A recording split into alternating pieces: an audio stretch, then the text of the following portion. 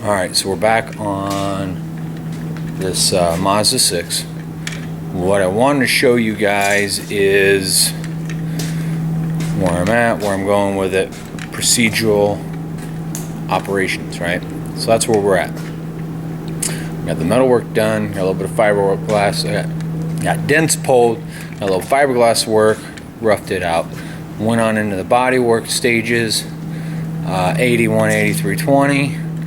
Got the primer on there. It's a black car, so I will actually wet sand this down with 600 tomorrow with a guide coat. I got two runs I created.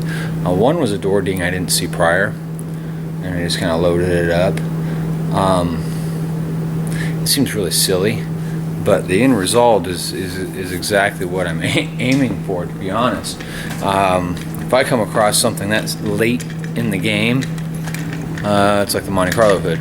I come across something that late in the game, the products I use right now, the sealer primer I use right now, if I flood the panel and then I come back with a stir stick sanding block, I level it all out. It makes it go away.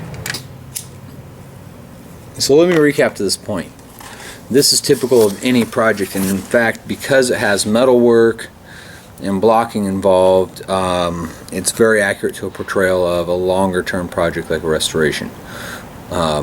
Standard operating procedures, SOPs, as they stand in this shop right now, we bring it in, we wash it, we inspect it. If there's anything funky going on, we call the owner and submit add charges or whatnot.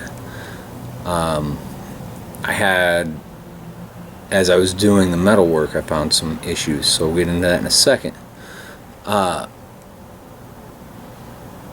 It got washed, it got moved to its position there. We pulled the battery cables. That way we can have the doors flapping around, we can have the hood open, whatever. We're not going to kill the battery and drain it down and ruin this person's battery for them. We don't need to do that. We're not here to inconvenience anybody, we're here to provide service. So it's been washed and moved into a slot, battery pulled. I cut out all the rusted areas because metalwork is the lowest tier on the totem pole. Did the metal work, pulled dents, got everything to the point I can do whatever little bit of fiberglass fill needs and bodywork needs at that point. Start off with 36 grit and start working your way up. So the metal work got done, did the metal finish, treated the interiors of the panels, panel honey, primers, things of this sort. So then we get into our short strand, shape all that where it needs to be, because now we've already pulled all the dents that we can pull. And that's generally shaped with 36 grit. Go into body filler, we knock it down with 80 grit. Once we get where we get a fill coat, a contour coat, and then your final glazing and things like that for pinholes and the such. At that point, we prepped it off to get it ready for primer. 80% of your prep work, of our prep work on this project, will be used for the paint as well.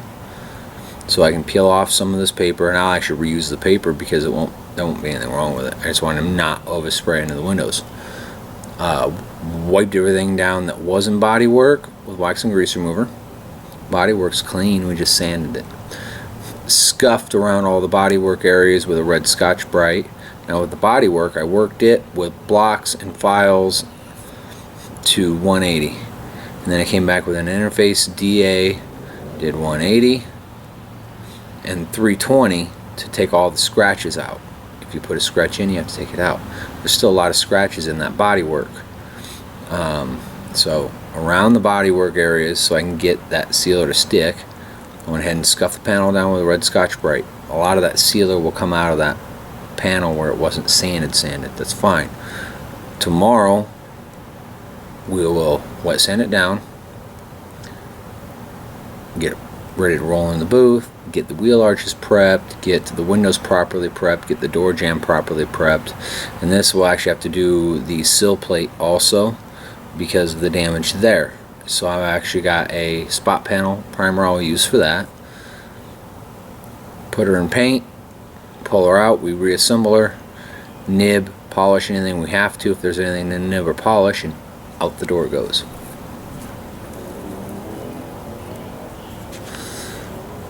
Procedures. We'll be back with you. Alright, so we're back on this Nissan. I told you I'd bring it in. I got it in sealer last night. I told you I'd bring it in and we would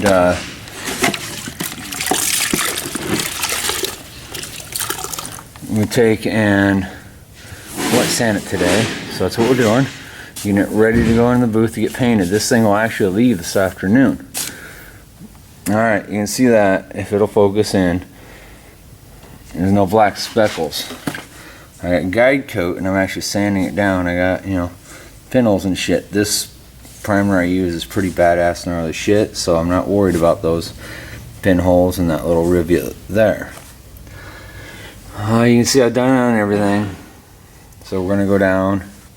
One, I'm desperately trying to skip a step in the operating procedures, which should have been primered, blocked, sealed, wet sanded, then painted. Well, it takes an extra day. We don't have an extra day. How do you get around those things? We're not cheating anybody. We're doing the job complete through. I sanded everything down to 320 before I put the sealer on.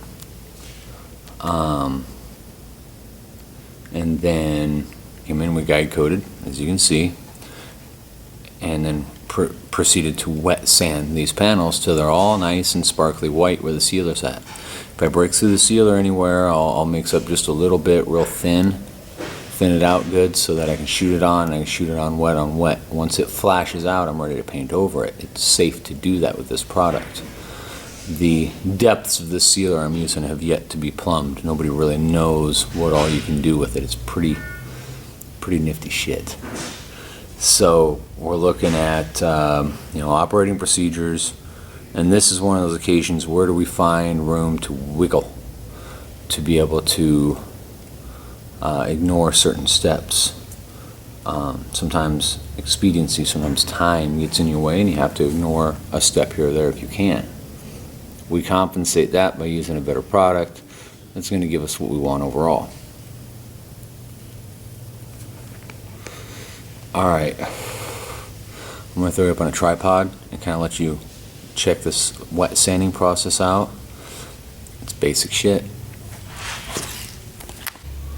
Alright, you back with me? We're going to work this little area right here. You can't see that, but you can see this here. Okay, I got to figure out where we're at. So, I got a sponge.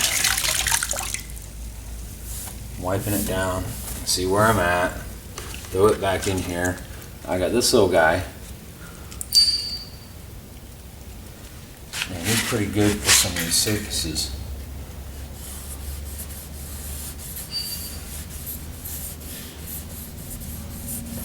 And we're just coming in. The thing of it is, this is a sealer coat right before painting. So you got to know where you put your guide coat, and it's all got to come off. If you break the surface, so be it at this point. You will spot seal it and move on. It's better to break the surface and have all your guide coat off than it is to find out later you didn't get all the guide coat sanded down.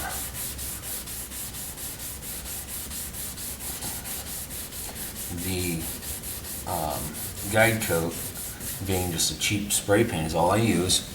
I found it doesn't actually impede the wet sanding process as much as I had feared it would.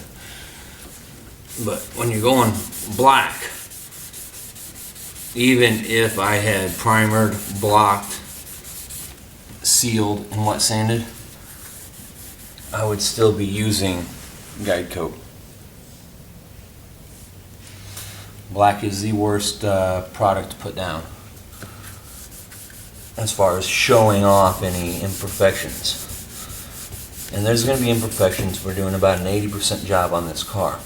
The quality of the process and products are there, but that last 20% takes 80% longer to do.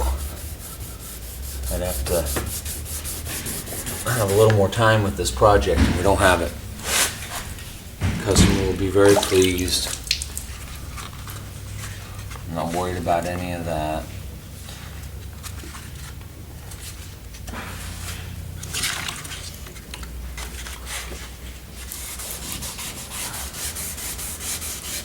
So we got a little whoopsie right here where there's a high spot, and there's nothing I can do about it at the end of the day. It's barely a speed bump for us today.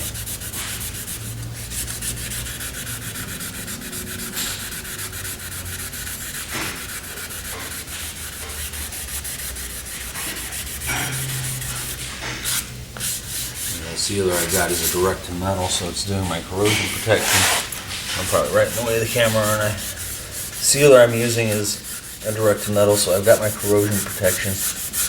I'm not skimping out there. It's got amazing build qualities. I'm not skimping out there.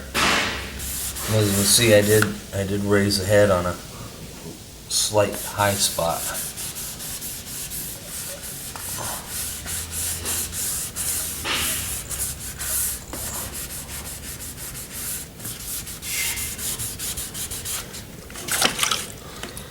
Try not to douse the panel because I want to be able to access all the water to wipe it up and then blow the panel off so I don't have anything blow up in my paint.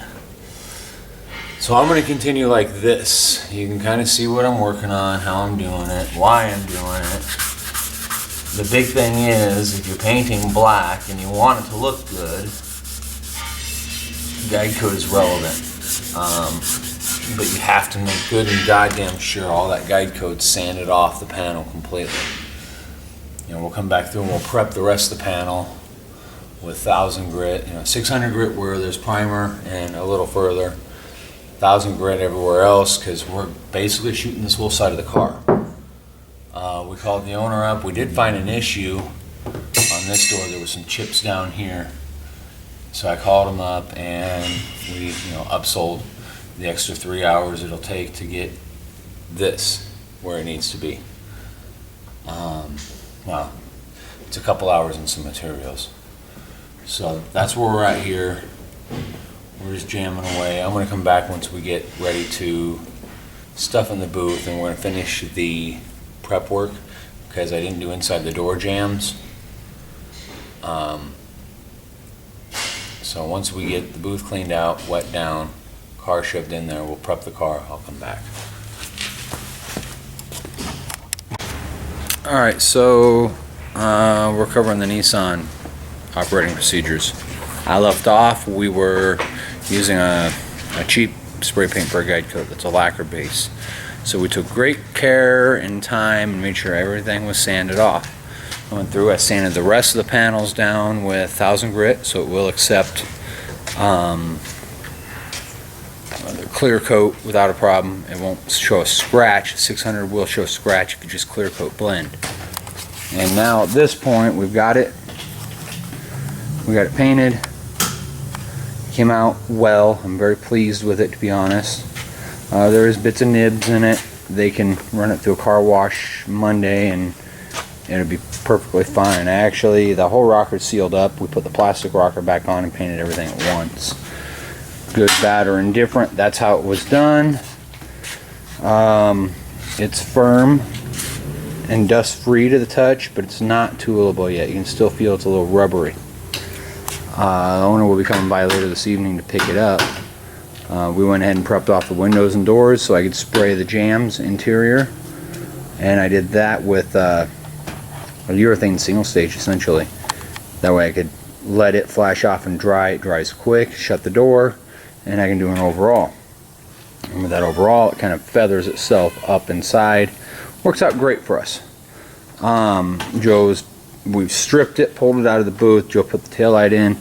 He put the mirror back on. Now he's putting the door panel on.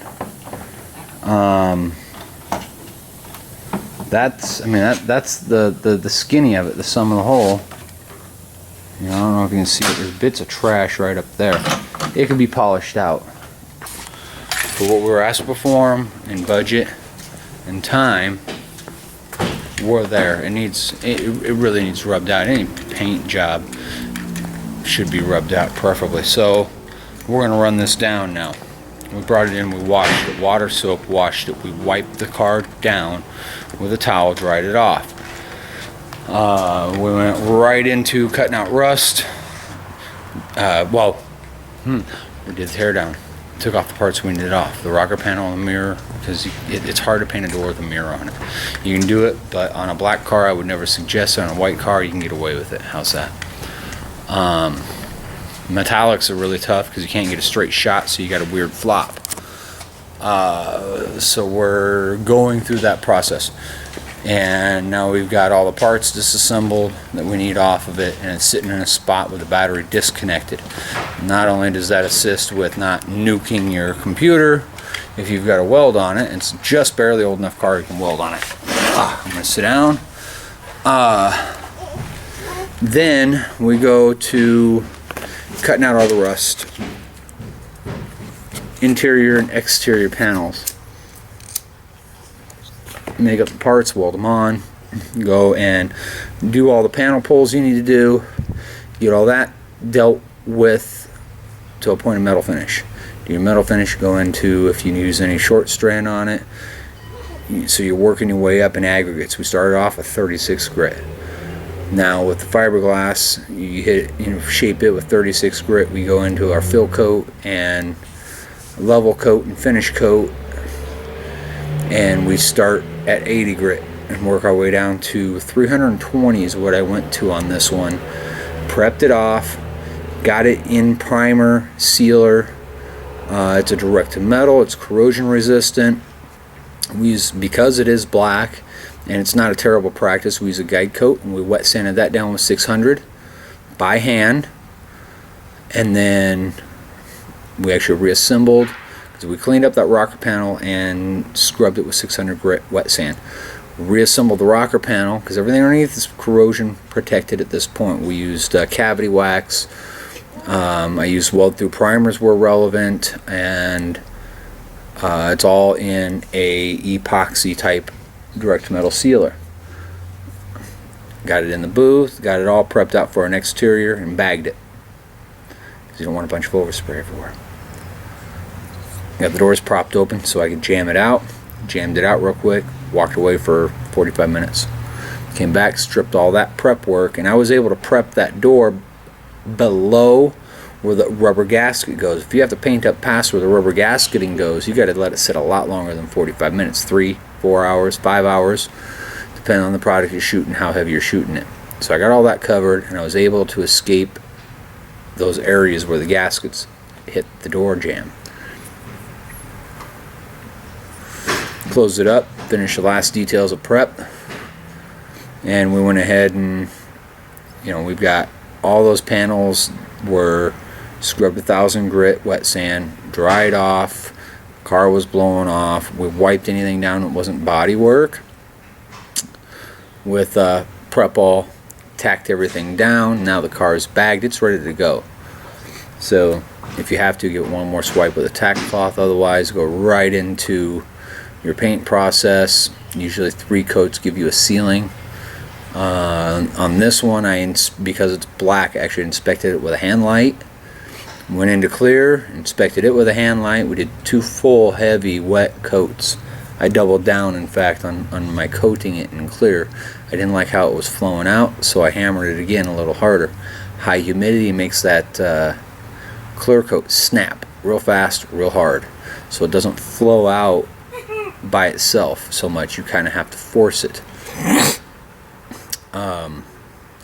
Got the 2 full heavy wet coats on there. Let it set for, it's set about 2.5 hours, where it's dust free and you can touch the surface gently without marring it, so it's still soft. Joe's assembling all the pieces. We're going to dust it off with a microfiber, and then we're going to come in and use a detail spray, wipe out the door jambs, clean out the interior. Owner will pick it up, happy as can be. He has instructions to not run it through a car wash for 48 hours. And that is basically keys to keys, how I go through these projects. Chime in. There's things I miss. There's things I might be doing in your eyes incorrectly. We all do it differently. This is how I do it. This is catered to me the best success for my hours spent. We're gonna finish this up and shag out of here. I gotta come back to the shop tonight, being Friday night. I gotta come back later to actually meet the owner so I can deliver the car. And of course, get paid. That's what we're here for. So I'm gonna scoot out. That's the end of our footage of the car. It'll be shined up and pretty when they come get it. They'll get the receipt, they'll get the warranty information on down the road.